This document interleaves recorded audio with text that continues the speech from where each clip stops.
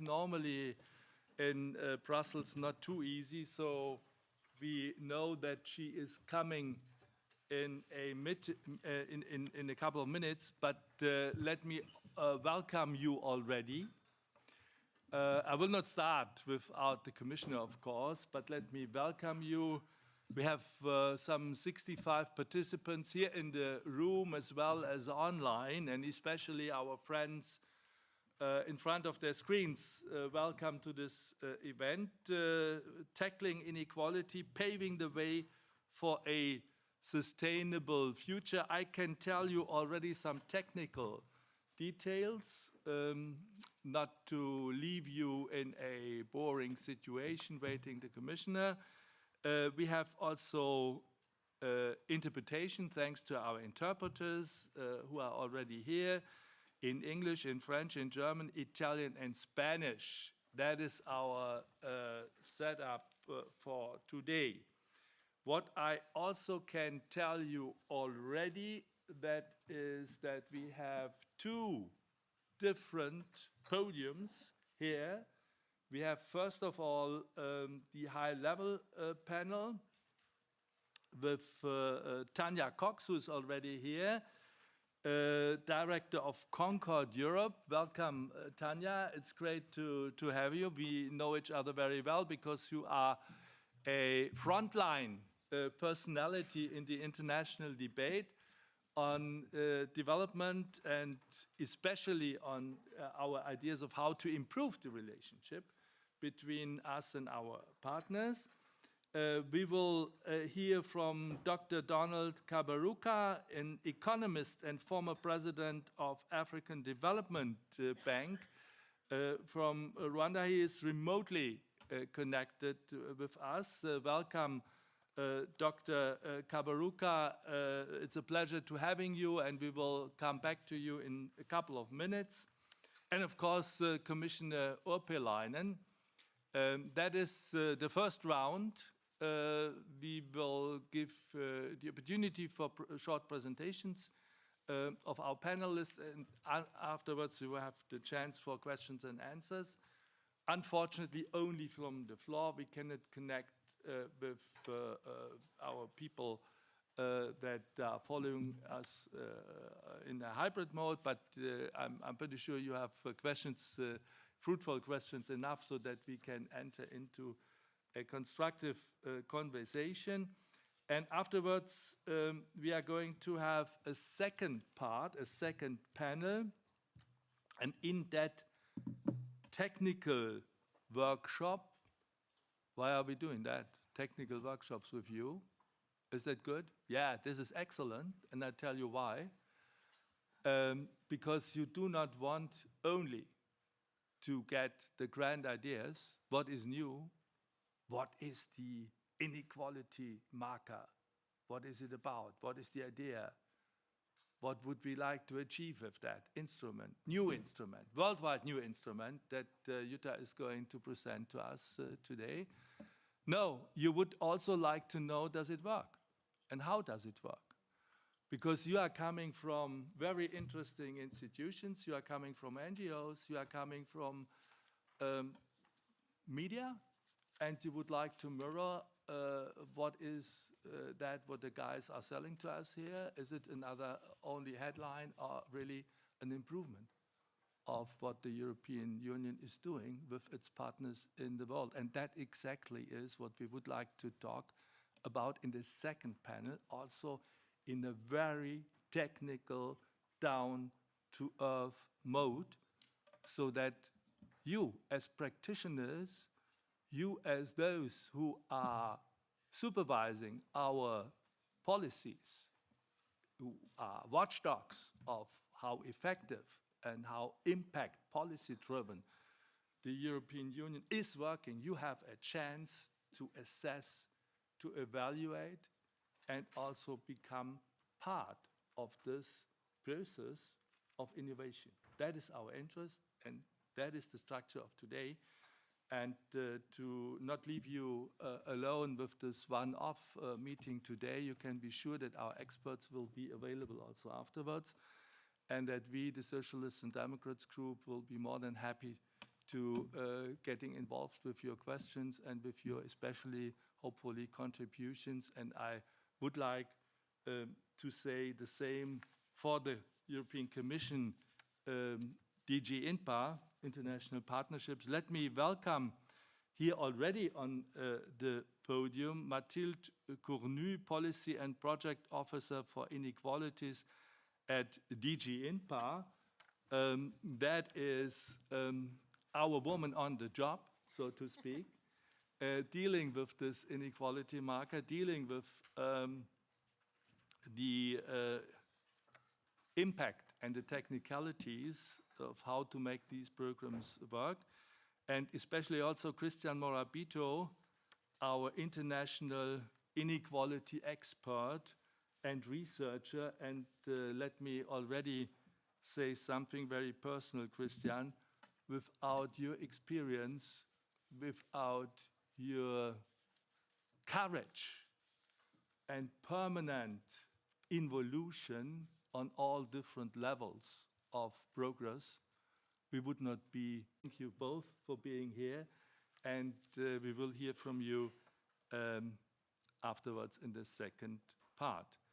We also have with us Chiara Butaturo, will be coming, Inequality and Tax Policy Advisor from Oxfam, and she will give an NGO comment on what is going on. So you will hear from various actors from various sides on what the new approach is about and what exactly we are going to do. Jutta, welcome. Welcome to our event. Thank you. Jutta Urpilainen, our commissioner, let me say that, with this emphasis and with this underscoring of our commissioner. Jutta, excellent timing, because I thought I can welcome our guests already and introduce the panelists and the structure of the panel. Just in the second, where I didn't have any new idea to add on my introductory remarks, you are coming. So we talked about that earlier. Yeah. I'm pretty sure that that was, obviously that was pre-arranged. Leaves me with one last comment. You help yourself with coffees, you help yourself with tea. And I heard rumors about sandwiches to be coming in the second half of our in the second panel, during the second panel. So you are the happy ones today. So you will not only receive food for thought, there are still some sandwiches, freshly made, obviously, because they are not yet here, waiting for you afterwards. Okay, guys. What is it we are talking about? Jutta is a real asset. Not only Jutta Urpilainen and her team, not only for the European Commission, not only for the group of Socialists and Democrats and all progressives, but I would say a real asset at the right moment in time for our international relations. Because what was agreed amongst us from the very moment, at the first stage of our mandate in this European Parliament, in this term of the European Commission, were two grand ideas. First, the future of the globe will be majorly depending on the relationship between North and South. You thought that, and you explained that to us, and we were sure about that from the very outset. But you know exactly, if you look back to the last years, you know exactly, for the good and for the bad, that was proven by a whole lot of crisis, by the pandemic, by further economic and social and financial polarization, by the daily need to catch up with the SDGs, the 2030 program of Antonio Guterres and of our all interest, and last but not least, by Putin's war in Ukraine. So we know exactly if tomorrow we would like to live, also we Europeans, if we would like to live in a safe world of peace, in a sustainable world, where each and everybody on this globe has the right to live a decent life and to go for her and his own future in a positive mind with options, with hope, then this is only possible if the North and the South work together for this future on equal footing. That was the first grand idea. We thank you very much for that, and you giving proof for your commitment each and every day of your mandate. The second thing was deriving from this first idea, if we would like to do that successfully with mutual benefit, we have to support our partners in the South to unleash their potential. What does it mean to unleash their potential? We are talking about societies where the average age is sometimes 17 or 16. Young voices, young nations, a perspective for the youth, for those who will be the decisive ones tomorrow. But they are angry. We hear their voices. They are angry. Why are they angry? Because they would not like to be anymore governed by corrupt elites. And they would not like to see us as the net profiteers of their natural resources, because they have a history with us, with the North, or with the West, however you would like to frame that. And they are talking about inequalities, inequalities in their nations, in their societies, and about inequalities in the wealth distribution on this earth. And they are rightly doing that, because it's unbearable that half of the globe wealth is concentrated in the hands of a small group of the richest, while 3.8 billion people live in absolute poverty. It's not defendable that in more than 90 countries where we have data, the bottom 40% receive less than 25% of the overall income. This is not defendable because it's so deeply unjust, but it's also the central blockage against a decent future for everybody, for those living under these conditions, but also for us, because we cannot live up to our capacities if our partners cannot live up to their capacities. That were the two grand ideas of Jutta and of ours, of the socialists and Democrats. And in these days, let me say it a bit informally, in these days there is payday, because Jutta delivered and her DG INPA delivered, and we socialists and Democrats, let me underscore that, we are really, really proud of that, because by doing so, you fulfilled our manifesto, you fulfilled our central point for international relationships, fighting SDG 10 along inequalities worldwide, not only in Europe, but especially in the global South, and by doing so, renovate our relationship towards a relationship on equal footing. Jutta, you have the floor. Thank you very much, dear Udo. Dear friends, first I want to apologize that I was late. The reason was that I had a meeting with OCT Youth Network. As Udo was explaining, I really put young people at the heart of my mandate.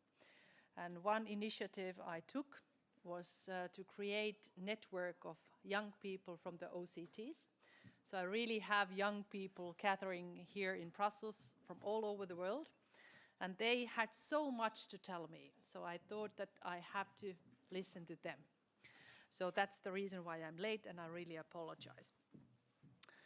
Dear friends, at the SDG Summit in New York, less than a month ago, I was there. And I was able to witness how the international community agreed. We need a leap forward to achieve Agenda 2030. We have to be able to put SDGs back on track. And the EU is committed to making it happen. So we must overcome one of the major challenges of our world is facing, and that is increasing inequalities. Wherever I travel, last week I was in Nairobi, I was in Addis, the main message is we see inequalities increasing. The same message I got when I was in Latin America, Caribbean, as well as in Asia. And from the start, as Udo was explaining, my key objective as a politician was to reduce inequalities. Actually, to be very honest with you, this is the reason why I became a politician.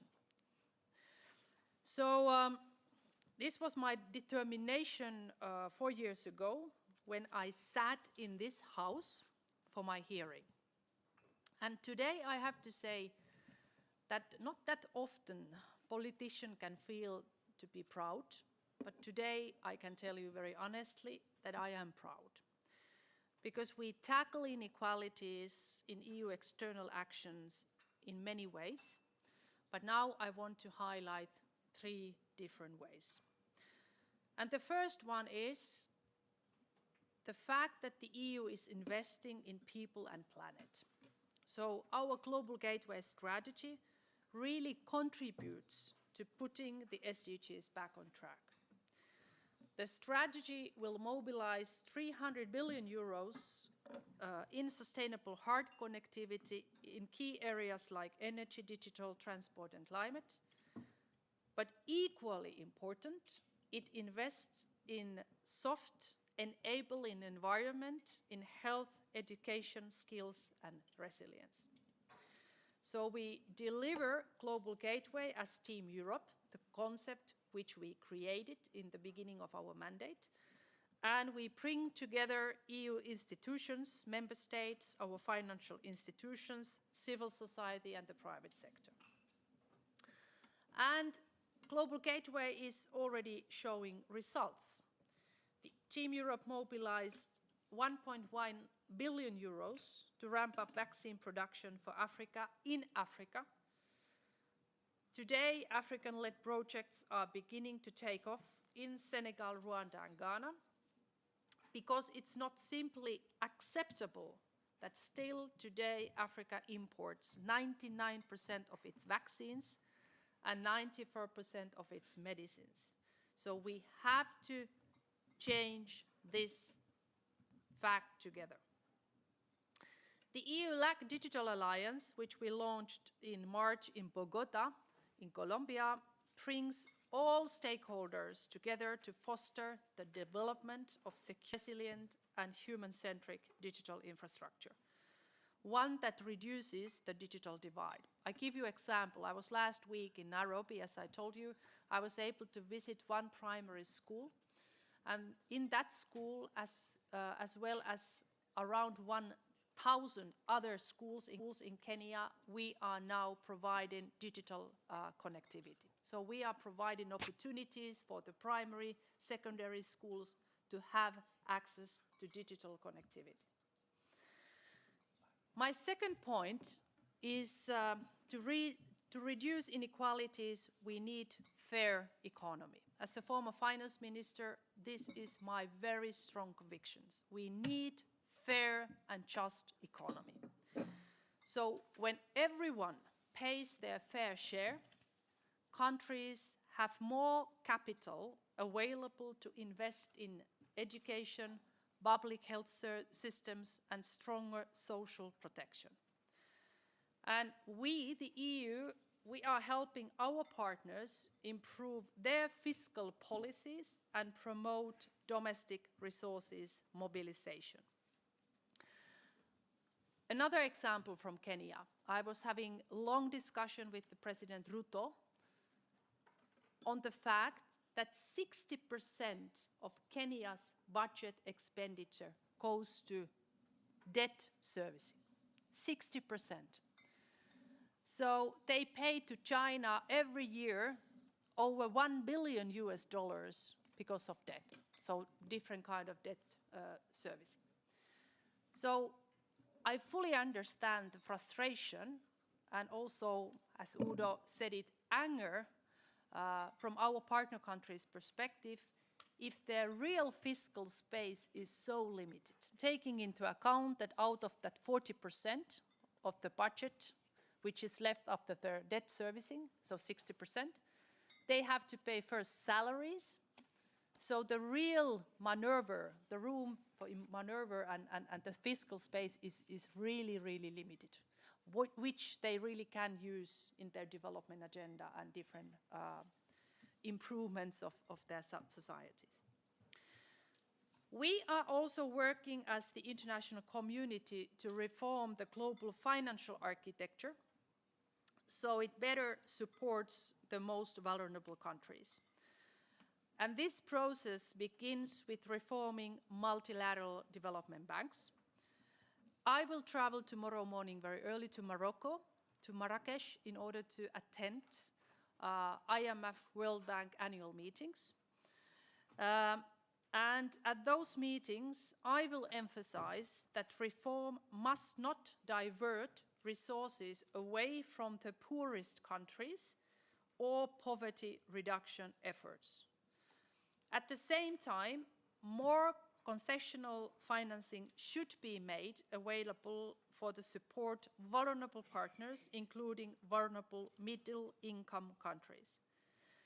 So we have to be able to combine the poverty eradication and reduction as well as climate financing so that we can support our poorer partners, so I would say middle-income countries as well as the least developed countries to improve their resilience regarding the climate disaster and climate change. And finally, the EU is tackling inequalities by fostering inclusive and participatory democracy in Europe and globally. With our Gender Action Plan 3, we work to ensure that all women and girls can exercise full, equal, and meaningful participation in public and private life. We have a target by 2025, so actually in 2 years, 85% of new EU actions will contribute to gender equality. And similarly, with our first ever youth action plan, we put young people in the driver's seat of global recovery efforts. And as you heard, now we are really delivering also with the youth action plan through the Youth and Women in Democracy initiative, as well as the Youth Empowerment Fund, which I was able to launch last week in Africa. Dear friends, of course, it is one thing to promise. I know that we politicians, we can promise different things. So it's different to promise action, and it's another thing to deliver. But I personally think that as politicians, as a political movement, we must be able to see the impact and results on the ground. We have to be able to witness the delivery. And I'm very proud that after 3 years of very hard work with experts from academia and research, we launched in June the inequality marker. So this innovative tool will help us to understand, track, and benchmark the impact of our interventions on equality across all sectors. And I know that this marker will be presented to you in the second half of this event, really to show how we assess the impact of our programs to reduce inequality. It forces us to ask ourselves if our intervention if it really targets the poorest and benefit those groups that are the most socio-economically disadvantaged, such as youth, as well as women and people living with disability. So it will help us design very targeted interventions that drive concrete progress. And we are now in the process of guiding our action with the marker. We will make the tool available to all interested partners. And I have also instructed my DG and my services to use this marker also in our midterm review while we are having this exercise on our programming and our programs. So, dear friends, inequalities are a multidimensional issue, and the EU is responding on multiple fronts, and we are indeed making progress. So now, ahead of the summit of the future, what we need to do is that we need to work together really to pick up the pace. Collectively, we have the resources, we have expertise, and we have innovation to tackle inequalities. Matching them with political will and working together as a team will enable us to have really meaningful impact. So, in the end, dear friends, it is about political will. And I really call for your support in order to increase and really, I would say, mobilize people behind this objective to increase political will. Thank you very much. Thank you so much, Jutta. Guys, in these days of criticism against the political systems, the politicians, what could you wish more than a politician that has a vision and is not only ready to deliver, but does deliver? Thank you for everything, Jutta. You were setting the scene also for our dialogue today and driving the agenda. We are now giving the floor to Dr. Kaberuka from Rwanda. Dr. Kaberuka is a well-known international economist. He was the 7th president of the African Development Bank from 2005 and 2015.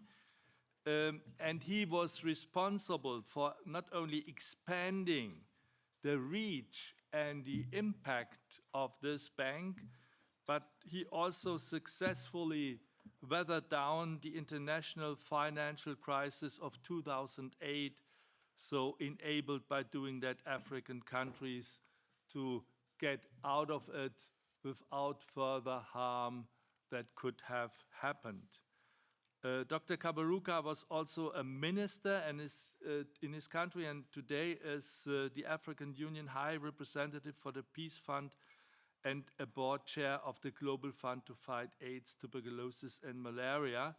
So who could know better about the needs of our partners? I welcome Dr. Kaberuka, and I ask our technicians whether he is well connected. In case I heard some rumors, we have difficulties technically to connect. I know that it will have some problems to do a proper translation, but Dr. Kaberuka is talking in English, so that more or less we will receive his messages well. Thank you. Dr. Kaberuka, are you connected? Are you with us? Mr. Chairman, can you hear me? We can hear you. We cannot see you, but we hear you. I'm sorry, I don't know why you can't see me. Can you see me now? No, but we hear you. All right, there must be some technical issue, but I hope. Good morning and greetings from Marrakesh, which our colleague Commissioner just referred to. And where the conversation is very much around those issues, around what to do on the international scene. But let me mention several elements which I think are critical for us to bear in mind as we address this issue of inequalities within our countries and between our countries. Let me begin with the African situation. Africa is the second most unequal continent after Latin America. 10 of the 19 most unequal countries are in my continent, and there are many drivers for that. And when I look at the drivers of inequality, I'll come to the global situation later. I see the following. Number one is the demographics. Literally every African country has seen its population increase 5 times since the 1960s. 5 times. The cities have known the same explosion. So the rate of urbanization, which was about 15% in the 60s, is now close to 40%. So a city like Nairobi has grown almost 5 times in that same period. If you look at the census figures in many of our countries, you'll find that 78% of the population are under 35 years of age. 78% are under 35 years of age. And of those, I would say 35% of them are below 15 years of age. It is important to bear in mind these numbers because they have implication on jobs, and the biggest driver of inequality is lack of well-paying jobs. But in the faced with this kind of demographics, that is a starting point. It has impact on education. We have now in the world, if my numbers are still right, close to 244 million kids between 6 and 18 out of school. Now, we all know that education is the biggest contributor to reducing inequalities. Now, with 244 million kids out of school, 100 million of whom are in sub-Saharan Africa, that has to be the starting point. The second issue, which is related, is around peace and security, issues on which I'm very grateful for the cooperation we have with the European Union on this. Because with joblessness, with hopelessness, the youth are easily amenable to all kinds of groups who promise heaven on earth. And this matter of joblessness, lack of inclusion, lack of voice, is a driver in what many of us have called fragility and peace and insecurity in many parts of the world.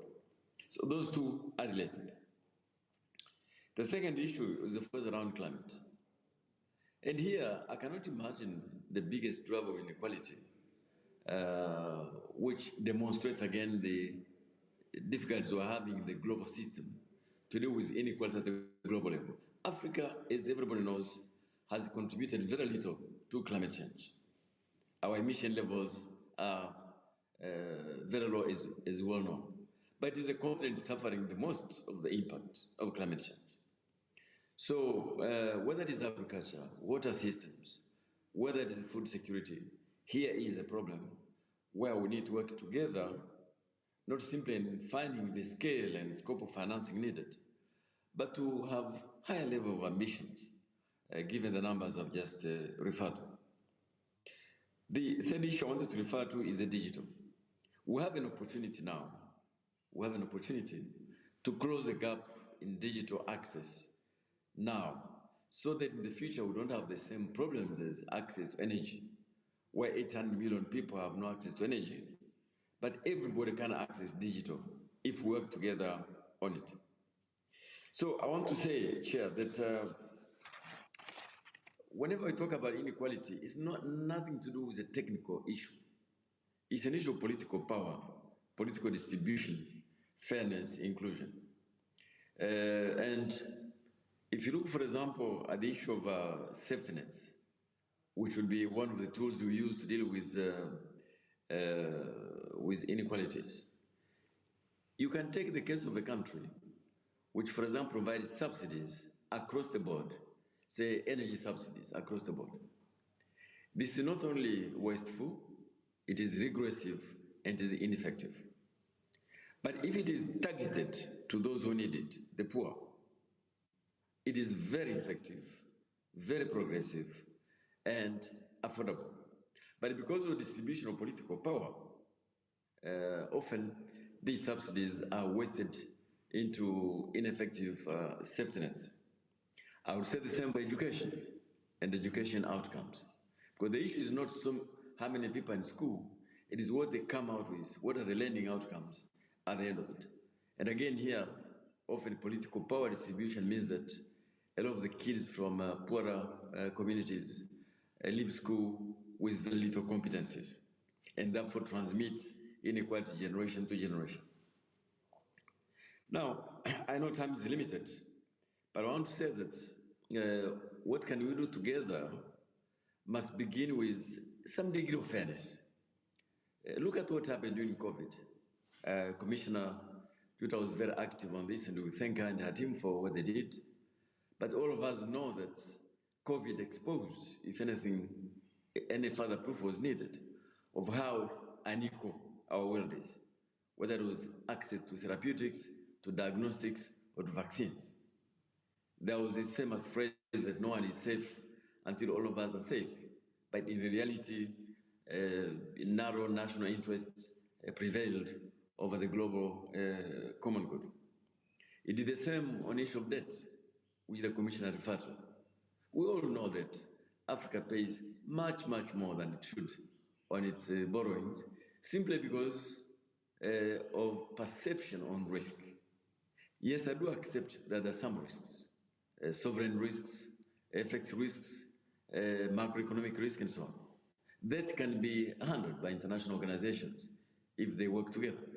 But there is an issue of perception, perceived risk, which means that our countries pay much more than they should pay, or what comparable countries pay. And the result is a debt crisis. We all know, Chair, that a debt crisis normally occurs when three conditions happen at the same time. One is when there's a spike in interest rates, which has been the case recently, when there are issues in the commodity markets, and when you have a negative flow of capital, reverse flow of capital, i.e., countries are repaying more than they're getting from the north. And these three conditions are now in place. So this is what is creating a debt crisis, which we have to work together. And I want to end by welcoming what the EU and its members are trying to do to help in the reform of international financial institutions. It's not only necessary, but it has to be done to ensure that we've got both the scale and the scope and the speed of the kind of responses we need to deal with inequalities in our countries and between countries. I want to thank you for choosing a very apt subject and to wish you very well in this meeting. Thank you, Chairman. Dr. Kabaruka, we thank you. All our best greetings and wishes to Marrakesh, and be successful there. You rightly pointed to the context of our subject today. How come inequalities into existence? What is the challenge of education in young nations? The challenge that derives from climate change, especially in the global south, whereas we know exactly that the problems were not caused by the global south. And finally, to making clear that we have, on the one side, unfair international exchange and trade practices, unfair conditions of financing, and an overload of debt on the shoulders of our partners. And secondly, also a problem with resource mobilization, or with the control on resources that have been developed and making use of them to the best benefit of their nations. That is the broader context, and both of our speakers, the Commissioner as well as Dr. Kabaruka, ended in saying much more than a technical issue, it is a question of political will, about the right choices and the power to implement the right choices for policy change. Policy change, that is my catchword for Tanya Cox, Director of Concord Europe. You are a very experienced voice in organizing policy change and permanently fighting for the interests of the developing countries. I do not know anyone better informed and having a better record in fighting that cause in Brussels than you. For Concord, the umbrella organization of our development NGOs, you have the floor. Thank you very much, Udo. You've put the bar very high. Good morning, ladies and gentlemen, dear colleagues. Let me continue perhaps on the theme of political will, where the Commissioner left off, and also Dr. Kabaruka. We very much appreciate, of course, Commissioner Urpilainen lending her political weight to the fight against inequalities. We wouldn't have made the progress we have over recent years without you, and without you, Udo, either. So we'd love to give recognition where it's due, and we really welcome all the initiatives that you've been launching recently. Now, however, Commissioner, we need your help with something else. You talked about a fair economy. We need your help, Commissioner, with changing the economic system. The economic system is still not working in the favor of all people. Inequalities aren't accidents of fate, the lottery of life, if you like. No, they're the result of decisions and actions that have been taken by people in positions of power. People have been left behind because leaders chose to focus on profit, on economic growth, on wealth accumulation. People have been left behind because governments and CEOs decided that a small state was the way forward. Let the so-called market do its job. Let's privatize everything. So as a result, tax becomes a dirty word. Social protection has suffered, and regulation became all about creating an enabling environment for business, but not about making sure that people had decent jobs, that people's rights were respected, and that the planet was also respected rather than being plundered in the name of making profit. People got left behind because others worshipped money and financial capital. And all of that is what underpins inequalities that we see today. So what we need now is for politicians, like you, Commissioner, to take back power and responsibility for the direction and the purpose of the economy, so that it benefits everybody. And civil society can't do that alone, much as we try. But instead of that, what do we see? Heads of state meeting in Grenada recently, just last week, have reaffirmed that they'll make sure, and I'm quoting, the EU has all the necessary tools to secure sustainable and inclusive growth. And they want to, and again I'm quoting, they want to ensure the sustainability of our economic model. When will people realize that we can't keep growing on a finite planet? That our model is not sustainable? That our growth model is precisely why we have such disparities between the haves and the have-nots.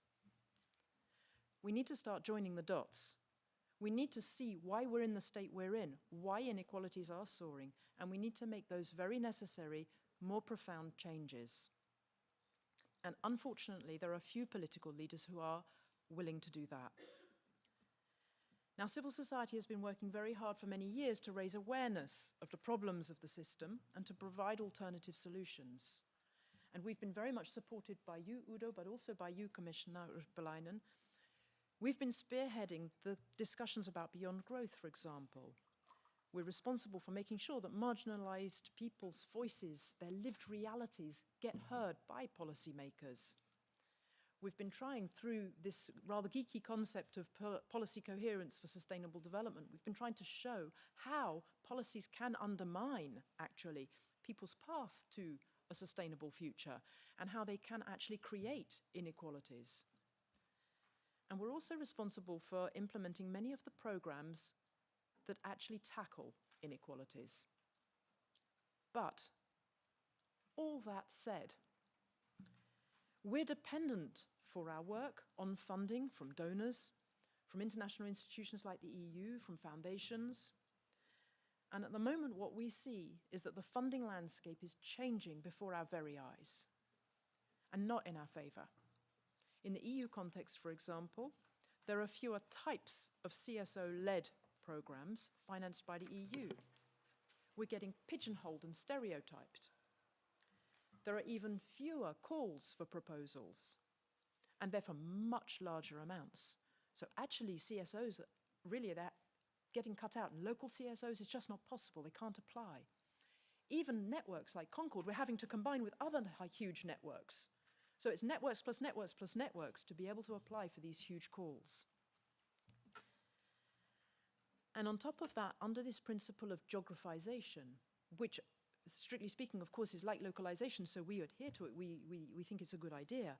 But unfortunately, if the resources aren't there at delegation level to enable delegations to do their job, they're having to outsource a lot of the management of their programs. It's what we call indirect management of the grants through, for example, member state agencies. And that is when funding becomes sort of a black hole in terms of transparency. We don't know what goes on, but we are pretty certain that CSOs are getting less and less money. So we can't do our job of supporting you in reducing inequalities. Our space to do this is shrinking very fast. Now, of course, we're very, very happy that the marker is adopted, and we thank you for raising that up. We were advocating for that since 2020 when we saw how COVID was impacting on inequalities. And we really like the fact that there's this distributional impact assessment that will be applied to a certain number of the projects. And I know you're going to discuss this later, so I won't go into any of the details. I'll leave that to the experts. But one thing I would like to just throw out there is, my understanding is that it checks whether the bottom 40% of beneficiaries, so whether 40% of the beneficiaries are from the bottom 40% of the wealth brackets. Now, I have a question, because that surely means then that 60% of the beneficiaries are in the 60% top wealth brackets. And I, at least, haven't understood how that narrows inequalities, or whether it doesn't just keep the gap as it is, status quo. So I think we need to think about that one, perhaps in the conversation going forward, in your technical conversations. And I'd like to raise up another important concern while we have the Commissioner's ear. It would be really appreciated if we could set some targets for the measurement of the projects. Just like we learned under the Gender Action Plan and the GAP, the gender marker under the GAP plans, that we need targets. We need a level of ambition that we need to achieve. We also need a level of the projects to be marked, I1 and I2. We also need a level of funding to be dedicated to inequalities, and that needs to be, we need to have a target for that. Otherwise, we don't know where we're going. We're not pushing ourselves.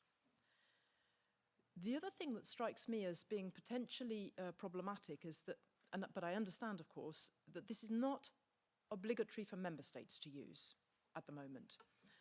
Now, if I think about, all the Team Europe initiatives and the Global Gateway initiatives and all this, member states are very, very important in these. So how does that tally with then the use of the inequality marker? That would be great as well if you can start thinking about that. In my opinion, at least, the best way would be to make this obligatory for all actors who are involved in EU projects, so member states as well. And to do that, the best way would be to include it in the NDICI Global Europe regulation. And we have a perfect opportunity to do that coming up with the midterm review of the NDICI. So perhaps that's something that you could bear in mind going forward, because like that, I think that we'll move further faster on inequalities and on tackling inequalities together.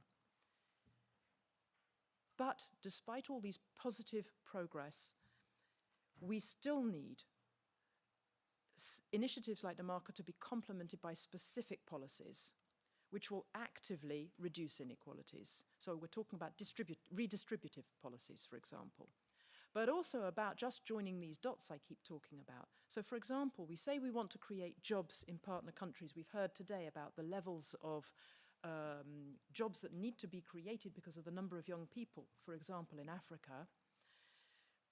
But then investment tends to go via European companies, especially when we're talking about these huge global gateway style projects.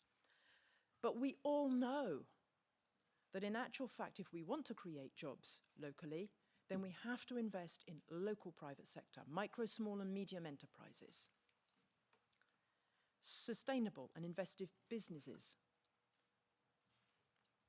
inclusive businesses, I beg your pardon. So we have to join these dots. And we have to be willing not to put our self-interest in the mix, hoping for that win-win, because we will reduce the impact for our partner countries.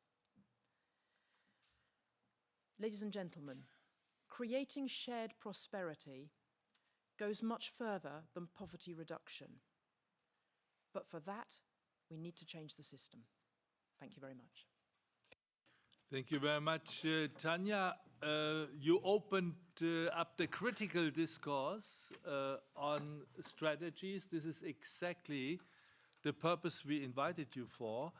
And of course, Tanya knows very well that, let me frame it like that, that the progressives in the European institutions work in a very, very competitive environment. It's a battleground. It's a battleground. While you were speaking, I was thinking of how we could achieve from Brussels to have obligatory criteria for national finance ministers. I'm in favor. I'm in favor. Let me say I'm totally in favor. And at least I'm sure Jutta wouldn't be against, in her current position at least, yeah? Whether we could have binding rules for how they spend their money. Give quality proof on how they are doing that in Team Europe. But you already were smart enough to give us a hint to the midterm review and the idea of how to, as you call it, move further, faster, develop our instruments in global Europe, etc. So I'm happy to invite you to a very interesting, fruitful debate and discussion. And now it's you to take the floor, to come forward with your comments and with your questions. I would invite you to raise your hands, to perhaps introduce yourself also. You are the first one, and you say your name and where you come from, and to whom you would like to address a question. Bonjour, mon nom c'est Stella Veliki, je suis physicien informaticien, membre de European Physical Society. Et j'ai en principe deux questions. C'est égal qui sait répondre, je n'ai pas une personne spécifique. Il s'agit premièrement de l'inégalité entre les femmes et les hommes. Comme vous savez, il y a le nouvel Nobel Prize d'économie attribué à un professeur de Harvard University qui s'appelle Claudia Goldin, qui a fait des recherches de changement de rôle de femmes sur la place de travail et spécialement pourquoi l'inégalité des salaires entre les hommes et les femmes persiste encore. Ma question est, est-ce que vous avez au niveau européen, national, international, des procédures, des méthodes pour réduire cette inégalité de salaire? Je pense que ça sera un premier pas pour faire un peu plus d'égalité entre les hommes et les femmes. Ça, c'est la première fois. La deuxième fois, c'est une question un peu plus délicate. Il s'agit de la Chine. C'est le fait que beaucoup de pays qui ont emprunté d'argent de la Chine sont dans les 2 ou 3 années après presque en faillite financière. C'est plus une coïncidence pour moi, c'est quelque chose qui ne marche pas. Mais ma question se réfère plutôt à des pays dans l'Europe. Est-ce que les institutions européennes sont au courant d'existence des polices illégaux chinois dans les pays européens qui s'attaquent aux citoyens européens? Est-ce que vous avez fait quelque chose? Est-ce qu'on peut poser cette question quand vous discutez avec la Chine? Pour moi, c'est grave. Pour moi, c'est une attente à la sécurité d'un pays respectif. Je pense qu'il faut discuter ça. C'est un développement dans les derniers 2-3 ans, mais ça existe et aussi à Bruxelles.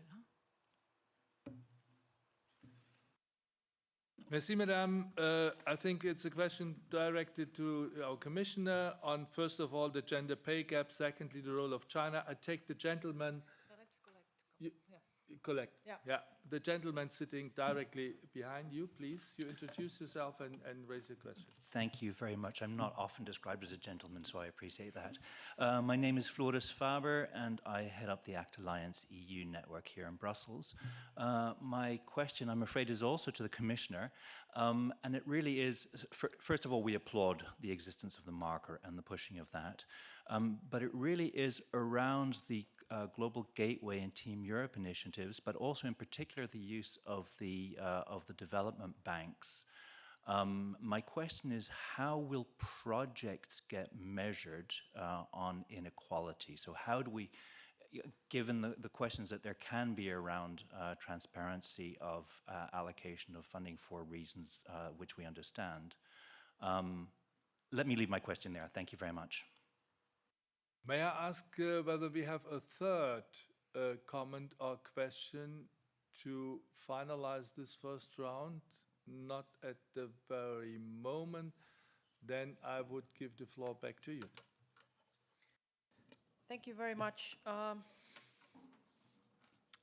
start with the latest question, or the latter one. Actually, that was something what was also raised by Tanya. So, as I said in my introduction, I have now instructed my DG INPA, that now when we are doing this NDICI midterm review, so as you know, we have now programmed our funding. So we did this programming exercise 2021 when the NDICI Global Europe was adopted. And now we are heading to the midterm review of our programming. And I really instructed that I would like to see this inequality marker to be used in that midterm review. Let's see if we are able to do that, but this is my instruction. So the idea is that we could already have then like first experience how this marker is actually already implemented. We just launched it in a couple of months ago in June, so of course it's brand new, but I think that at least partially we could use that in our midterm review exercise. When it comes to Global Gateway and the role of the member states and how could we do this inequality marker obligatory as Tanya proposed, I think we have made a huge progress in terms of Team Europe. So in the beginning of the COVID-19 crisis, we created this concept through which we try to work more as a team. So member states, Commission, development finance institutions, and really now first time we have set political objectives at the country level. We really collaborate and coordinate our projects and programs, as well as in some cases also funding. We have Team Europe initiatives which are jointly defined with our member states, but also with the Commission and DFIs. So from that perspective, we have taken steps forward. And I'm very proud of that, because I think that's the only way we can succeed in this geopolitical competition, to be united, to be coordinated, to have a common European strategy.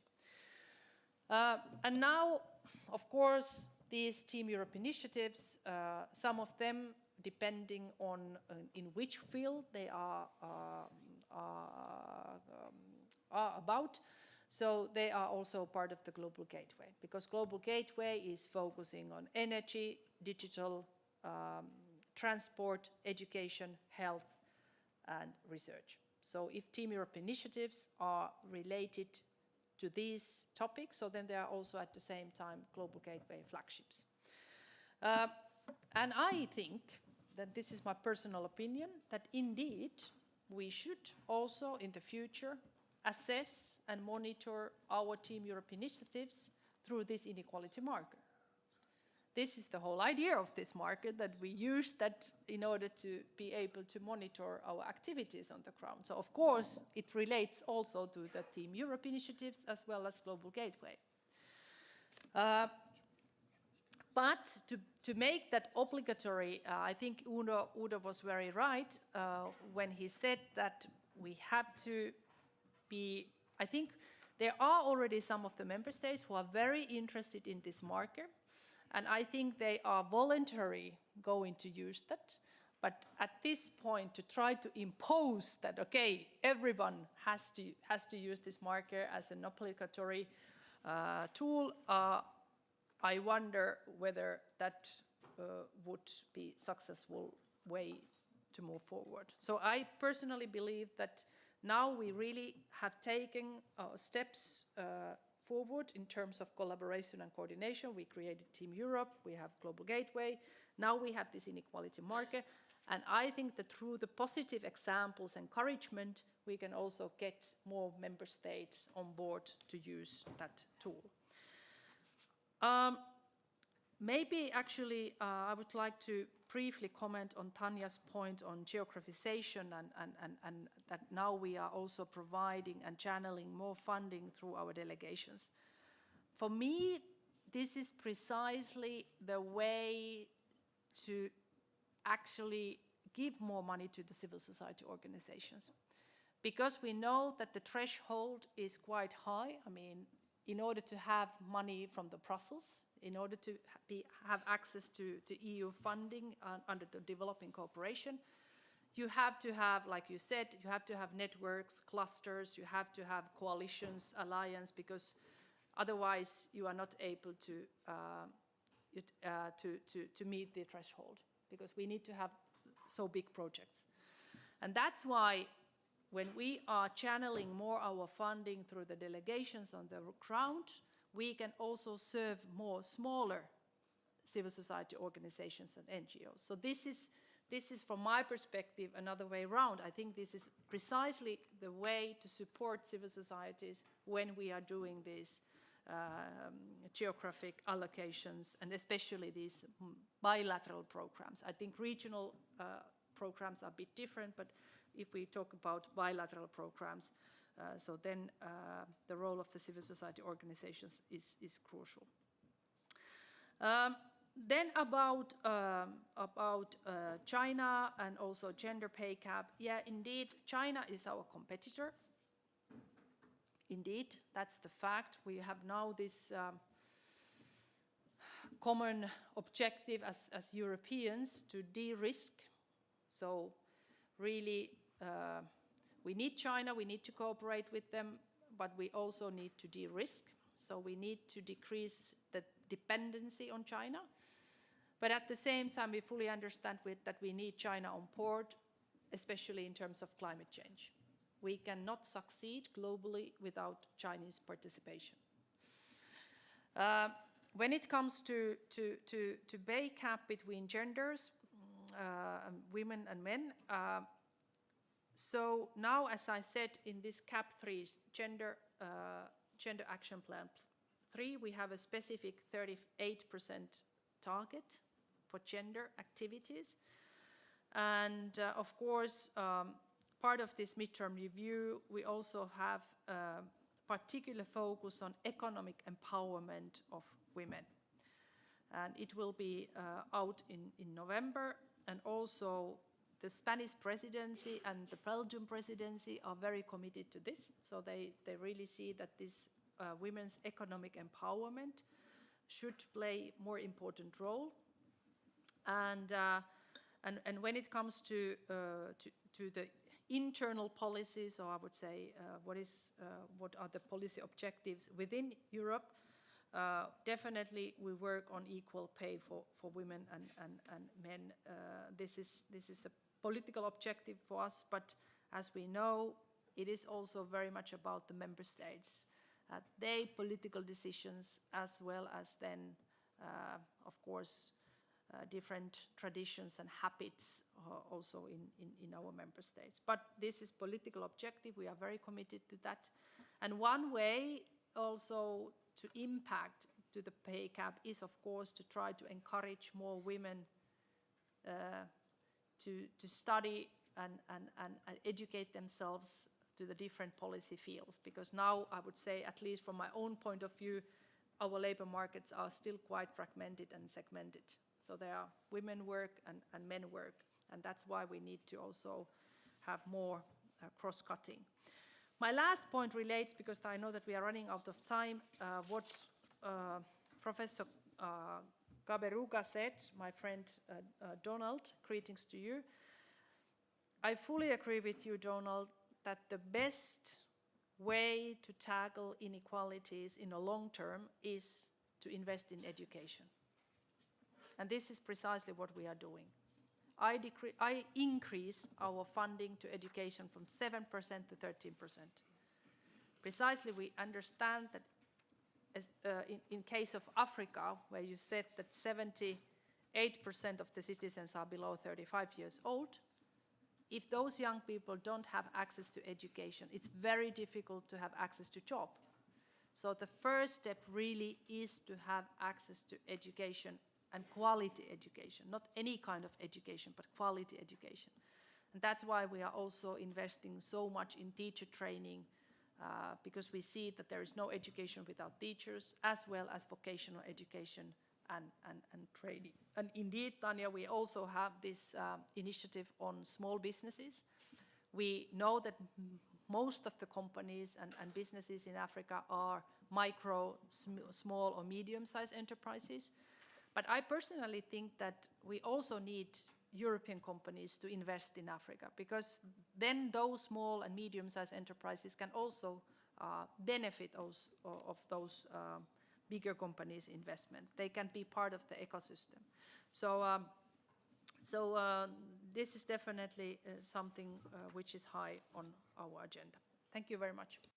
Thanks, Jutta. And since I know that our commissioner has to leave in due time, let me ask, this is your very last chance to raise a question or a comment. Unfortunately, I cannot invite our hybrid guests, but you on the floor.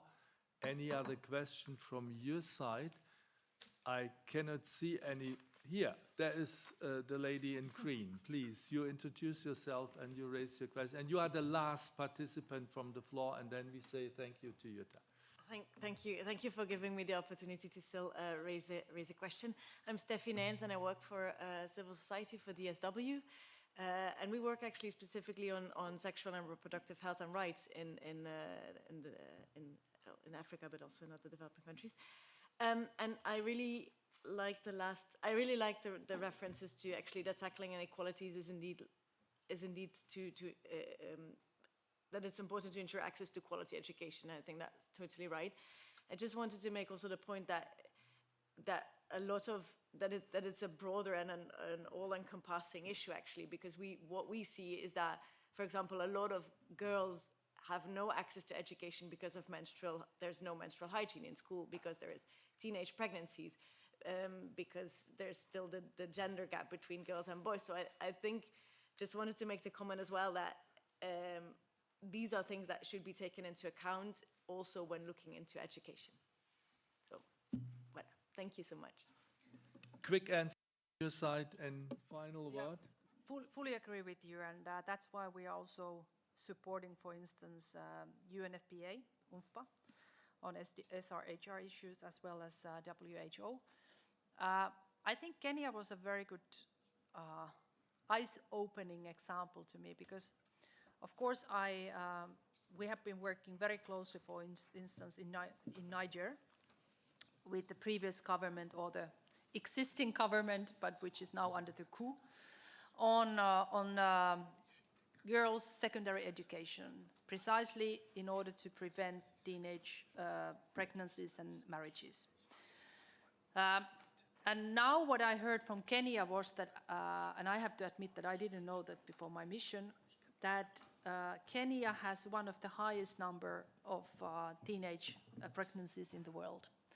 So that's why I think we have to, of course, we have to take that into account, that first of all, we have to share the information on SRHR for girls and also boys already at the primary school level. But in addition to that, we have to support and create mechanisms through which we are able to enable those young girls who are pregnant or who have little kids, that they can still continue their education. So that, you know, if you are teenage mother, if you are pregnant at the age of 13 or 12 even, or 11, it doesn't mean that you have to finish your education path. And I think this is something we have to really pay attention to, and thank you for raising that, and we work closely with our international partners on that. But of course, it's also difficult because very often it's part of the culture and religious traditions of our partner countries. So the role of the religious leaders, the role of the community leaders, elders, and so forth is also important. So you know that it is not only about funding or political decision, it's also really changing the whole society. Thank you very much. I wish you the very fruitful discussion with my excellent civil servants, who will then tell you more in detail what this inequality marker is about. Thank you. Thanks, Jutta Urpilainen, our commissioner, for this great event we could co-host with you today. Good luck in Marrakesh. Thank you. And of course, we know that you will stay in touch also with our colleagues here, the CSO. Christian would like to solve a problem together with you, because we invite him to accompany for 1 minute, but okay. you will come back afterwards, right? Because we need you for the second panel.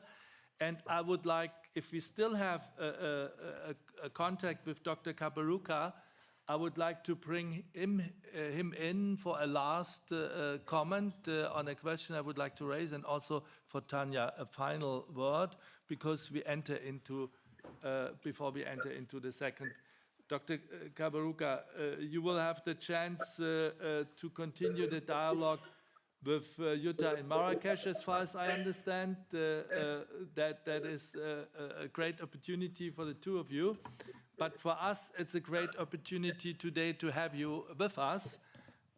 Given your experience, and that is my final question to you, given your experience in global finance, in African development, you are in Marrakesh. We are talking about the innovative reforms for the Bretton Woods organizations.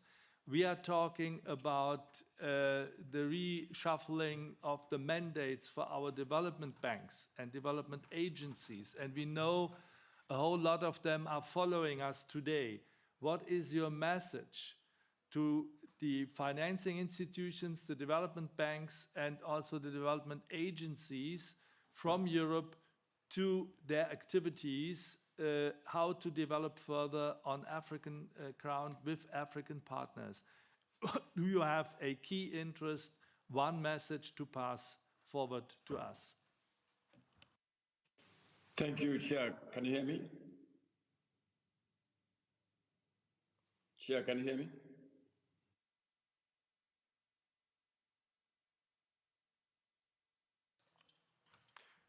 You are disconnected now. Could it be now you hear? Now we hear you. Yes, now good. Could you unmute?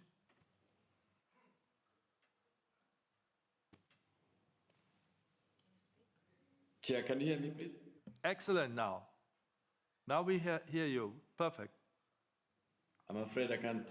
You can continue. You can continue. Did you hear my question? Can you hear me? Yeah, we hear you. Okay. Chair, I hope you can hear me. I just have two messages I wanted to leave with you. Is that at the end of the day, nations throughout the world were poor at some point. They all eventually grew out of poverty by trade and investment, not through by official transfers of aid. And so the existential issue of reform of international institutions, beyond issues of voice and representation, which are politically challenging, but which are a must, given what has happened in the global economy over the last 30 years. It is an issue of how do we enable countries in the global south to access capital in the scale and scope needed to deal with both national poverty issues and the global public goods. Even if we increase the capital of the World Bank by 4 or 5 times, it will still not be at scale needed to deal with both the global public goods and issues of poverty. So we have to figure out how to enable the reforms in these institutions, to de-risk, I'm using Juta's word, to de-risk those aspects which prevent the link between capital surplus countries and capital deficit countries. So that is the reform number one. How do these institutions build in place a mechanism which enable countries in the global south to access in a reasonable way capital in the global north? Because that is how we shall fund, whether it is education, whether it is infrastructure, and the rest of it. Number two, which is related, is the whole issue of whether the institutions we have today, which were created in 1945 or thereabouts, now reflect the real structure of the global economy. Of course, they do not. Now, if they do not, how then do we reconfigure them to ensure that there is both legitimacy and effectiveness? Because that is the balance we need, legitimacy and effectiveness. So for many countries in the global south, they feel that even if these institutions were very effective, sometimes they are, but they also need to have a high dose of legitimacy with every voice heard on the table. Those are the two things I wanted to say. I hope they're helpful. Thank you, Chair. Yeah, they are very much helpful, Dr. Kabrua. Many thanks for being with us today. We would appreciate to welcome you at a further occasion here in Brussels, in Europe. And thank you a lot for your participation today. Good luck in Marrakesh and good luck for your work. Tanya, final word goes today in the first panel to civil society. Thanks for your inputs, but you know exactly that the mandate of the Commission, the mandate of the European Parliament is going to come to an end. We are heading forward to new elections in June 24. We still have, of course, a couple of months of hard work in front of us and implementing the new instruments and assess how far we got and renovate the midterm debate, you mentioned it. But if you, from your point of view, would be invited to give a message to the political groups who now are writing their memorandums, are now writing their political programs, if you would like to have a message for those people on national ground who are going to select the forthcoming commissioners, what would that be? What is your most important message that you would like to pass on from Concord to the European policymakers? Nothing like putting somebody on the spot, Udo. So I'm very conscious that what has been built over these last few years is at great risk, in actual fact. So all of us need to work together to make sure that the next Commission, the next Parliament, they don't roll back on the advances that we have made. I know civil society always wants more, we want faster, but now we're at the stage where I think we have to keep what we've got and we mustn't roll back. To answer your question more directly, I think that what politicians need to do now is to speak to ordinary people and make sure that people understand how they're going to benefit from what you're going to be doing going forward. How will their lives be improved by voting for you? Because people are suffering now. The middle class as well is suffering. It's only the extraordinarily wealthy who are not suffering. And I think it's down to politicians to explain what you will do to make sure that the system is made fairer so that we can all benefit from the system, so that the system works in a different way that doesn't just benefit those who are already wealthy. Because in every single time we have a crisis, it is only those people who miraculously manage to still grow their enormous wealth, while we all suffer. So I think it's time to explain and to have ideas even about that. Thank you, Udo. Thank you so much, Tanya. We stay in touch anyhow. You know that we know that your people are on the floor in the room, so they will participate also in the second panel. And now let me close the first one. Mathilde, somehow we lost Christian. I do not hope for forever, for good. I very much hope he will come back. This is the offer to you. Now, I haven't any idea whether that has been offered to you earlier by anybody. You come here and take the commissioner's place, please, and bring your nameplate. So sitting right in the midst of this podium, Mathilde Cornu, Policy and Project Officer for Inequalities at DG INPA. And here comes Christian again, ready for the second panel, having checked on all the finances, I guess, needed with the commissioner so far. And Christian, you are going to take the place of the moderator here, together with Mathilde, and manage our second panel to deepen the knowledge of and from and for our practitioners, which is a very exciting exercise. I have no clue at the very moment where we have Chiara. Is Chiara with us already from Oxfam, or is she connected online? She is connected. Then let me welcome Chiara Butaturo, EU Inequality and Tax Policy Advisor from Oxfam as well. And once Mathilde and Christian have spoken, you will take the role of the first discussant. Thank you so far, and good luck for the second panel.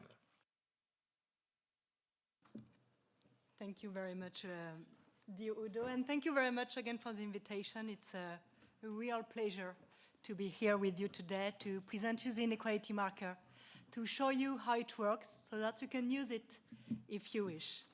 I will not come back on the global context. Our prestigious panelists, our commissioner, Udo, Dr. Kaberuka, already gave a very good context. Inequalities have increased between and within countries. SDG 10 is in peril, with only 10% of the country on track to meet SDG 10. And therefore, there is a real urgency today to keep inequalities at the top of the international agenda, as Tanya said. And that's why we have created the inequality marker, in order to continue having better knowledge, better measurement, and better monitoring. Next slide, please. But before going into the detail of the marker, I would like to give you a little bit of history. Following up the Commission staff working document and the following subsequent Council conclusion in 2019, DG INPA has published a reference document in 2021, available online, to better mainstream inequality reduction into development cooperation. And one of these main recommendations of this reference document was the development of the inequality marker. And at the end of 2022, the inequality marker guidelines, together with a one-pager and a video, were available to all EU staff. And as our commissioner said, on June 23rd, she officially and publicly launched the inequality marker during a colloquium organized at Collège de France by Esther Duflo. And next month, I'm happy also to share the news that an e-learning tool on the inequality marker will be available to all, so that you can continue discovering the inequality marker, knowing it better, and apply it if you wish. It will be published under INPA Academy. Beginning of 2024, the first results of the inequality marker will be made available.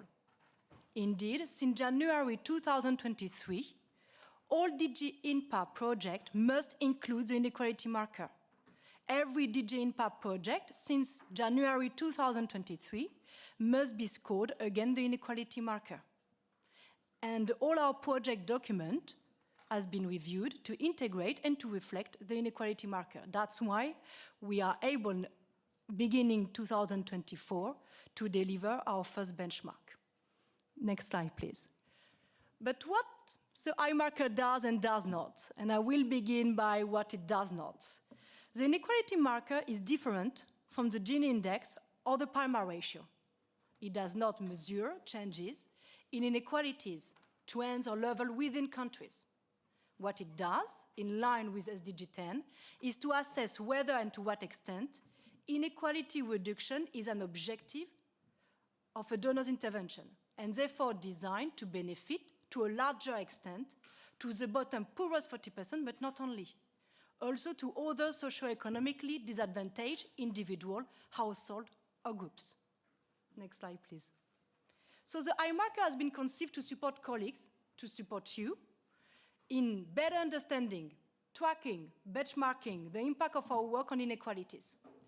And that across all sectors, meaning that the inequality marker is not only applied to human development sectors, such as education, health, social protection, but also to sectors covered by DG INPA, such as climate, energy, digital, infrastructure. The inequality marker is both a policy tool and an advocacy tool. So it is a policy tool because it will improve the design of our intervention by ensuring that they have inequality reducing effects. But it's also an advocacy tool because it will create a sound benchmarking and reporting system, enabling to clearly establish the contribution of all relevant intervention to reducing inequalities. And that is really important for policy dialogue and communication, of course. But which definition of inequality the inequality marker takes? Next slide, please. A multidimensional and intersectional definition of inequality. The inequality marker captures both vertical and horizontal inequalities. It will capture vertical inequalities by focusing on the bottom poorest 40%, but it will also capture the horizontal inequalities by focusing on other socioeconomically disadvantaged individual groups or households, meaning women, young people, persons with disability, persons living in rural areas, etc. And it will also consider the intersectionalities between these different forms of inequality, and especially at the level of the distributional impact assessment tool, a new tool that comes together with the inequality marker, but Christian will come back to that later. One thing to remember, and maybe a question that you're asking yourself, is that the inequality marker is complementary to other existing markers without replacing them. So in order to ensure an inclusive approach to inequality reduction, it is really important to consider the inequality marker with other markers, such as gender marker or the disability marker. Let me give you an example. Imagine a project who will have the objective of increasing women's access to employment, for example. This project will certainly be high on the gender marker, but not necessarily on the inequality marker, but because it does not necessarily mean that the poorest will be targeted by the project. So that's why it's important really to use the inequality marker together with the other markers. And when I say high in the inequality marker, what do I mean exactly? Next slide, please. How does the inequality marker work? The inequality marker uses a very user-friendly structure, and very similar to what you already know. Very similar to the gender marker, to the WIOS marker, to the disability markers. It has 3 values, 0, 1, and 2. 0, if inequality reduction is not targeted by your project, by your program. 1, if inequality reduction is a significant objective. And 2, if inequality reduction is a principal objective. But how do we know exactly which value to give to a project? How do we assess concretely the project? By considering 4 criteria. Next slide, please. First, an analysis of strengths and drivers of inequality in the policy area of the intervention or in the country, region in which you are working. Second, concrete objectives and activities that are designed to directly benefit the bottom poorest 30% or other socioeconomically disadvantaged group, household, and individuals. Third criterion, very important, is relevant, measurable, and strong indicators. When I say at the beginning that the inequality marker is different from the Gini index, from the Palmer ratio, it is. But with the inequality marker comes also some strong indicators that will assess progress in delivering the expected benefits to the bottom poorest 40%. These indicators are at the level of the project. The last criteria is related to an evaluation plan in order to assess the impact on the bottom poorest 40%. And it is here where the distributional impact assessment, where you, and Christian will talk about it in few seconds, enters into force.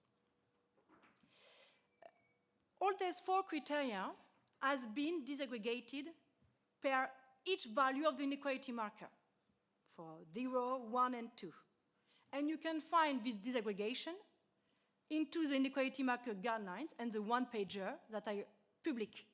They are available online. Please read them. And you can find them in the EU Publication Office website. And I will conclude by stressing 2 main points. The first one is, when you are designing a project and when you are applying the inequality marker, there is one question that you should not forget. There is one crucial question that you should ask yourself. What is the objective of my project?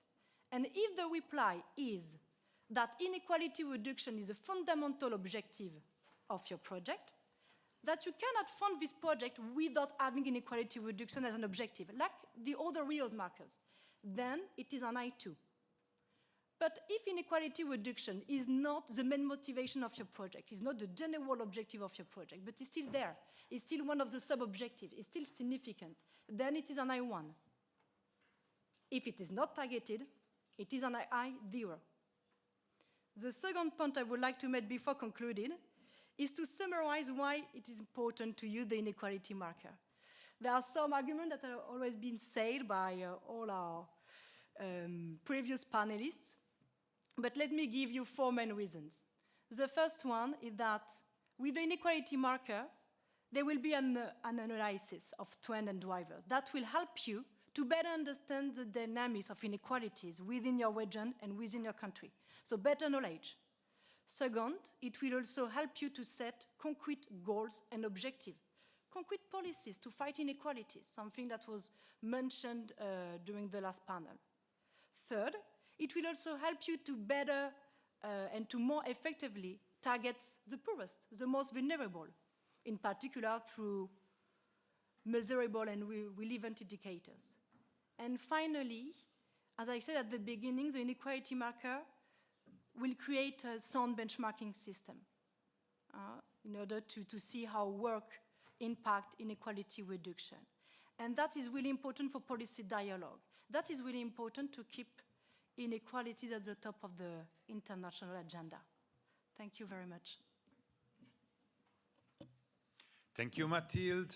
And now I'm going to present, my view, a very fascinating part and the most original part of the inequality marker, which is the distribution impact assessment, of course. I say that because I like it very, very much. Next. So, distribution impact assessment basically complement the inequality marker and assess to what extent your beneficiaries are from the bottom 40 poorest or social economic disadvantage. Empirically assess. Why is important this word, empirically assess? Because, I mean, if I'm in this room and I want to know your age or your gender, it suffices to ask you a question. One question, I will know that. But I don't know. It's very complicated with one question, only to understand your economic position. But I mean, I'm pretty sure that there will not be bottom 40 here in this room. But anyway, the question is that it's much more complicated than that. So you need tools enabled to understand the economic position of the beneficiaries. That's what the distributional impact assessment does. It's important to do the ex ante, as Mathilde said, because it means that you are going to use it to design properly your program, but you can also use after in order to assess it. Well, the idea, and I have to say something about what Tanya said before, the idea is that more than 40% of your beneficiaries should be from the bottom 40 in order to have at least a reduction in inequality effects. That means that, of course, more you have, better it is. That's logical. So, as Mathilde underlined previously, if your project program intervention is marked 2, then the distributional impact assessment is integrated in the project cycle. But of course, I mean, if you do a very good marked 2 program, you don't even need to do it. It becomes reductant because it's basically, you are going to target evidently, the bottom 40. For Mark 1 intervention is lightly recommended. For Mark 0 as well you can conduct, because even if a program does not have inequality reduction as the main objective, that does not mean that it's not reducing potential inequality as well, because any program can reduce or augment inequality. Depends how it is designed. So it might be that this program, even if it doesn't have inequality as the main objective, reduce anyway inequality. And you can see it through distribution impact assessment. Next. Well, the main issue of distribution impact assessment tools is that they must be manageable, so they should be not time-consuming, and not, also requiring too much resources. It could not be too costly. Should be user-friendly, easy to understand. I will show you how easy it is to understand, and depend on the distribution impact assessment tool that they're going to use. So it should not be too abstract, too complex to understand, and should provide information about intersectionalities. As Mathilde underlined, it's important to see the combination of disadvantage. So those that are really at the bottom of the bottom, meaning the poor women, the poor children, the poor people with disabilities, so those that combine the disadvantage, they are the ones that should be attention particularly. Some studies has been conducted that actually paved the way of the creation of the marker using some tools in the past. The equity tool, for instance, is a typical tool that is used to measure the economic position of an individual or an household with a very, very simplified questionnaire, so very manageable. And the commitment core equity is usually a tool to look at distributional incidence of government spending, so that's another level. Next. I show you something that is really, I show you 2 examples for you to understand how a distributional impact assessment tool works and what type of information can give you. That's the first example. I have to say that none of these examples were a European Commission managed program. So we did studies on other partners' projects. So this was a project to improve infrastructures in urban areas of Tunisia. So basically what happened, they took like the large cities in Tunisia, they select neighborhoods, and the idea was to select, of course, disadvantaged neighborhoods and build infrastructure there. So we look at the beneficiaries, so the inhabitants of this neighborhood selected. You will see the first, number 1 here, is the bottom 20, which is quite high. And you have to sum with the 2, that is 20 to 40. So the bottom 40 is more or less 45%, which is fine. But one might ask itself, but why not more than that? Because it was supposed to focus in particular on disadvantaged neighborhoods. Well, that's a kind of funny story, but it's basically a matter of terminology. I mean, projects in Tunisia are in French language. So in the project we use the term quartier populaire, which is in French is basically disadvantaged neighborhood, but administrative speaking in Tunisia may also mean highly populated. So that's why you have, I mean, that might happen, you have then projects made in highly populated neighborhood, and of course half of them are mainly inhabited by bottom 40, but not all of them. On the right side, you see how you can see intersectionalities, because you can distinguish what happened, and beneficiaries are male and female. And you see that a bit better is the targeting for poor female. But that is how you can use this type of tools to see the intersectionalities. I'll show you another example next, which will maybe a bit shock you. That was the increased access to electrification in rural area in Benin. That was basically the project was to extend electrification in rural area, because they are the area where the bottom 40 or poorest live mainly. But you will see that less than 5% of the beneficiaries were from bottom 40. And that's because at the end, we found out, and that was, with the people manage that project, actually recognized that most of the actual beneficiary was from urban areas. And that's because doing investment in very remote, so it was in the surrounding of the cities. Doing investment in very remote rural area may be extremely complicated, and therefore this was an investment involving private sector. You were outlining before, and therefore it may not be easy and investment-wise to do this kind of thing. So they choose to do it outside the cities, and but of course not in rural area. I have to say that if you look at the same distributions, but comparing the beneficiaries with the distribution in urban area, is better, of course, because they did it in urban area at the end. But that is why it's important, as they say, to do ex ante this exercise, because that's, of course, an evaluation ex post. So you do ex ante in order to target properly. And so you don't end up in situations like that later. Next. So, of course, these are really nice tools, and I said you can immediately catch what happened, the situation. But they have limitation. The first limitation that I have to tell you, what I show you here, the equity tool use with these two projects I just mentioned, look on wealth. So the wealth distribution of the individual, the respondent, the beneficiaries, not income. And wealth and income sometimes does not go hand in hand. Because think about, for instance, how do you measure wealth in the global south? You use assets, the assets that people have at home. But I can, in order to purchase an asset, spend a lot of my income. So my wealth goes up, but my income goes down. So you need to have something looking at both. Second, in some countries, you don't have pre-existing household survey data. So you are not able to compare your beneficiaries with that of the overall distribution. And that's an issue. The other one is that in some countries, there are areas that might not be accessible to do this kind of analysis because there are conflict, because there are natural disaster, because maybe the government is not, very keen in making this type of analysis pursuing.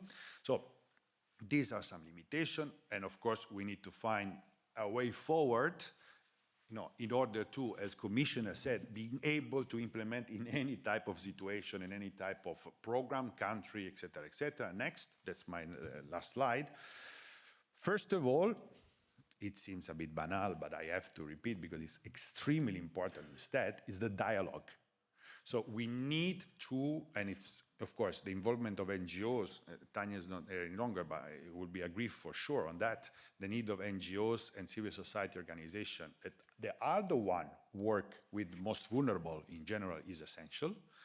And essential in, bringing this culture of the need of also using empirical tools in order to better design programs. That's extremely important, and therefore to fully implement the inequality market. That's extremely important. And then, of course, it's important to explore also new tools, because we need to explore tools on income. As we said, we can also use the new technologies to look at what happened, like through geospatial analysis or looking from above through imaginary or lights, and see what's going on in the areas where we do programs, and you don't need to go there physically. You can use machine learning or artificial intelligence to gather data now. You can also use, you should use, qualitative tools, because they're extremely important to complement information that cannot be captured through data only, and qualitative tool, in my view, should be, but I think it's shared by the Commission, the NGOs could have a good role in that, in pursuing this kind of analysis, and of course, simulate the effects of reform of policies, but here we are talking about macro. So when a donor support a country in doing a big reform or policy, you can micro-simulate the effects of it on the bottom 40 and other level of income or wealth. But having said that, all these tools must be simple. So must be, as we said, manageable, so it can't take too much time, it can't take too much resources, and also it must be basically easy to understand, because if not, it will not work. Thank you. So we will continue the meeting without interpretation. Okay. It will be only in English, because we are, running beyond 12:30. Do we have Chiara connected? Chiara. Yes. Give a Can sign you hear of me? life. Hello. Hi, Chiara. Thank you. Hello. The floor is yours. Thanks. Thank you very To much. comment Thank you very and, much yeah. for. Thank you for giving me the opportunity to comment, and also thank you for the presentation. Really, apologies if I can't be with you there in the room. So I will very briefly go into 6 main comments, 3 more political, 3 more technical. But first of all, let me say that so as Oxfam, we see the inequality marker as a promising tool. We think it is really can be very powerful if it is well implemented, because really it shows, as we have seen in the case of the banning examples of the example in Tunisia, it shows really where the money is going. And Oxfam, together with Concord, has been asking for a marker on inequality since June 2020. So we really welcome this initiative. So going to my comments, from the political point of view, I will a bit stress again what has been said in the first panel. So we know that the inequality marker is still not compulsory, meaning that is not in the regulation. So and this is also as a consequence also on the target. The projects do not need to reach a certain target and to have a score of 0, 1, or 2 for the moment. Of course, we should aim in the, I hope, in the midterm review, as the Commissioner mentioned, we should aim at having it in the regulation, because this would help also in defending this tool in the future. We acknowledge that now there is a political support in the Commission, and there is also a huge effort of the staff from the Commission in working on the inequality marker, but this cannot be taken for granted. And also making it compulsory and in the regulation would also help in applying it in all the member states, and also in the global gateway, where we think it should be really applied by all the actors, as also Tanya said, because we as civil society organization, we see a bit of concern in the Global Gateway concerning to the impact on inequality. Second political point, the resources. So it's true, as Christian Morabito said, that the distributional impact assessment is not very time-consuming, and it is also not very expensive. But it's true that if we will have, as we want, more projects with a score 2, we will need more resources, and also we will need resources to monitor the inequality market. So it's really important that resources are putting aside for that. And third political point, the involvement of civil society organization. We have to recognize that Concord and also Oxfam have been involved since the beginning in drafting the inequality marker. They are being involved now. But it's important really to identify a clear role of civil society organization in the implementation. And as also Christian said, the distributional impact assessment requires analysis and survey on the ground, and it's really civil society organizations that have this access, local civil society organizations. So it's really important to identify this role. And then let's pass to the more technical comments. So in general, the methodology is interesting and is really clear and well framed. My first comment is on the income distribution, something that also Tanya touched on. For sure, the fact that there is a distributional impact assessment is a new thing and is very important. We don't have this in the gender marker, for example. At the same time, so we are aware that if we look just at the 40%, this doesn't mean that inequality is reduced. It can be that the top richest 1% or 10% is gaining more from the project. As Oxfam, we started to look at inequality focusing much more on the top 1%. For example, in the last 10 years, we estimated that the 1% gained 74 times more wealth than the bottom 50%. So it's important to continue looking at that. We acknowledge that the marker cannot cover that, but it's important that an analysis of the overall distribution of technical point on the intersectionality and multidimensionality. So this was mentioned, and the way the market tries to include it is both the link with other marker, the disability marker, the gender marker, and also to not look just at the 40. The bottom 40 in terms of wealth, but also the most vulnerable in terms of socio-economic conditions. This is very welcome, but of course we have to then to see how this can be implemented. So how really we can link the inequality marker to the gender and the disability markers, for example, and also how can we capture with the distributional impact assessment, in particular the equity tool that was mentioned, how can we capture these other dimensions of inequality, because it's also we are aware that there is a lack of data. There is a lack of data on wealth distribution, income distribution, but also on the other dimension of inequality. So it's really important to invest in that, and also to have continue to have a look at the big picture, and to look also at what are the commitment of the government to reduce inequality. And last technical point, something that that came out as a criticality for on the gender market, for example, is the subjectivity of the reporting of the indicator.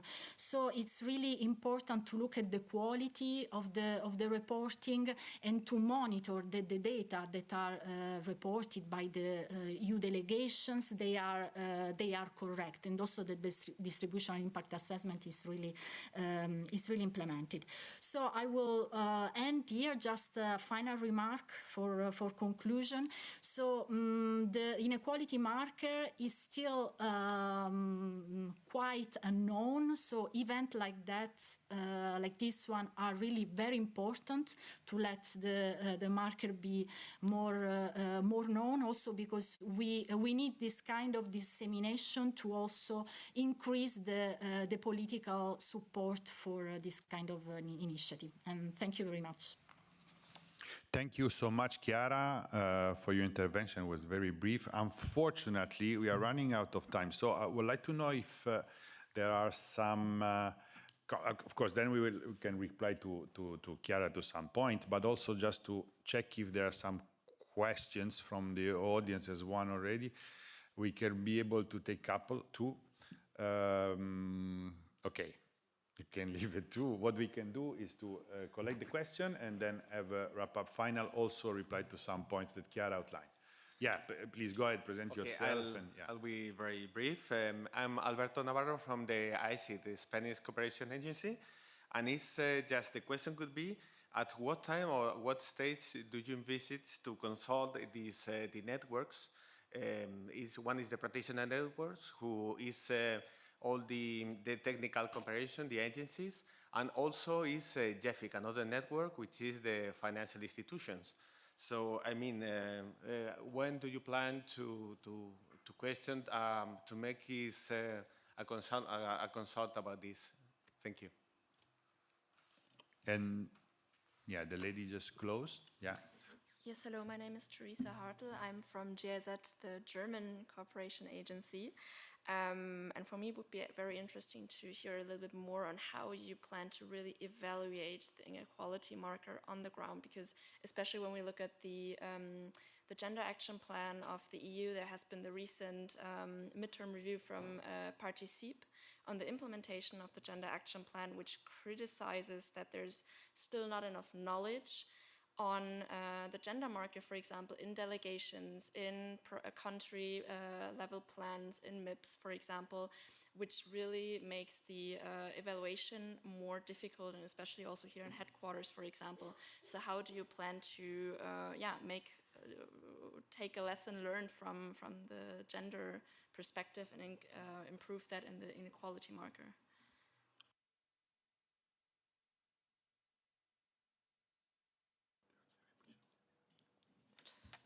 Thank you very much. I think they are very important questions. To reply to the first one regarding the networks, to let you know that we are already in contact with member states and the development agencies, and also with financial institutions, in the context of what we will call the Global Team Europe approach to inequality reduction that should be launched next year.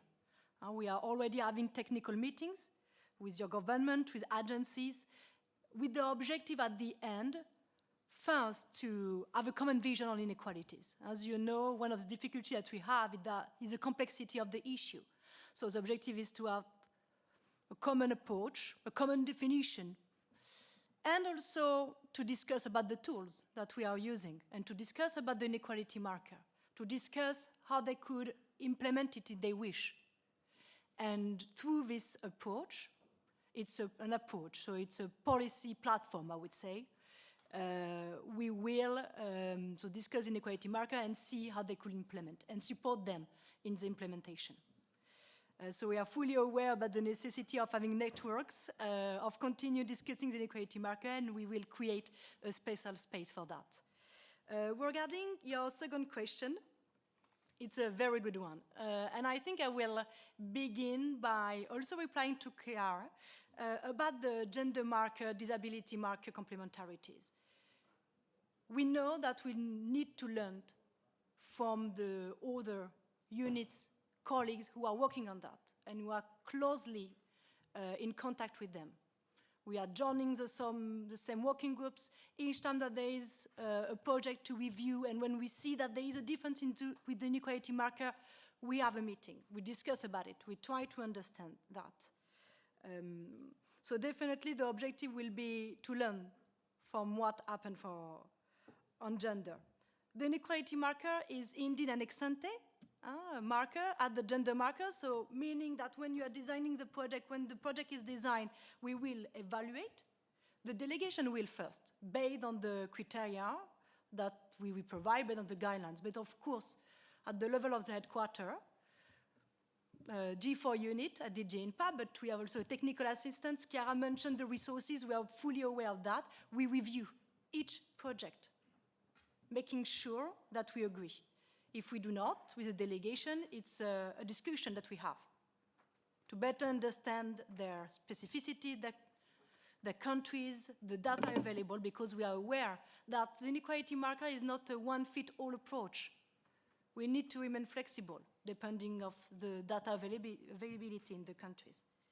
But it's also an ex-post marker, meaning that as for the gender marker, the project will have midterm evaluation and final evaluation. And then it is also at this moment that we will review and evaluate, hand in hand with delegation and the headquarters. Thank you, Matilda. I just was to add something that connects to what just said, and also to what Chiara outlined. The original also part of it is the idea of having distributional impact assessment that is said when it's marked 2 is within the project cycle, although probably is not needed in most of the time, but anyway, because allows you precisely to do something that, as Chiara outlined in the gender market, is not entirely possible, so to have empirical means of verifications. But the issue is that by doing distribution impact assessment that are based, of course, on looking at the income at the bottom 40, you can also monitor what's happening in the gender dimension. And that is extremely important. So the idea is to try to adopt the full package as more as possible in order to eventually, to contribute, of course, to have empirical means to verify or to plan first and then verify, but these empirical means can also help eventually other markers that they don't have this dimension, like the gender, for instance. Of course, always considering the bottom of the bottom, so poor women or poor children, but in any case, to see that. And as I said, the secret, it should be, it is, that we must have tools that are easy to do.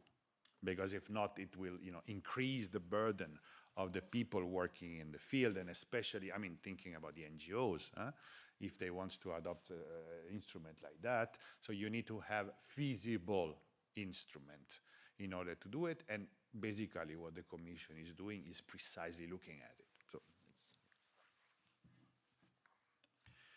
if you don't have any more question, and I see like some boss here that I say that we have to close because we don't have any more time, I will thank you so much for, I just got this role.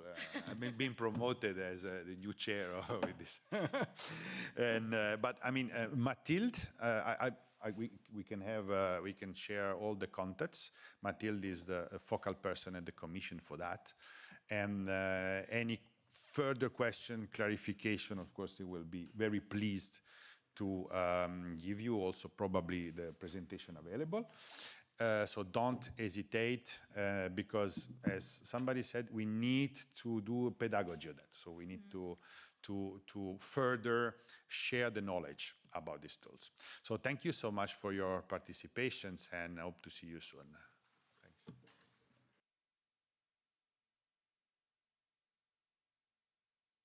Sorry, the most important part is there are sandwiches, actually. So it's